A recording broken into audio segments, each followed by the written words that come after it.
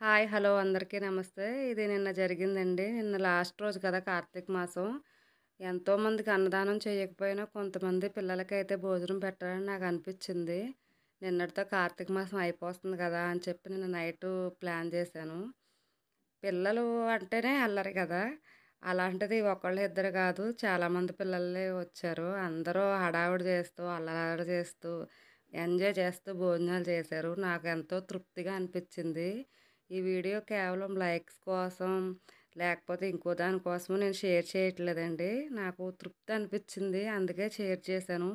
నాకున్న దాంట్లోనే కొంతమంది పిల్లలకైతే పెట్టాలనిపిచ్చింది. పెట్టాను. ఇంతకీ ఐటెమ్స్ ఏం చేశానంటే ప్రసాదం చేశాను. పులిహోర చేశాను. పిల్లలు ఇష్టంగా తింటారు కదా! సాంబార్ కాసాను. కర్రీ వండాను. ఇంక పెరుగు అంతే. అనంతక్క అది అనంతక్క ఇదే అంటూ హడావిడి మామూలుగా చేయలేదు. లాస్ట్‌లో అయితే ఏం చేశారో చూడండి.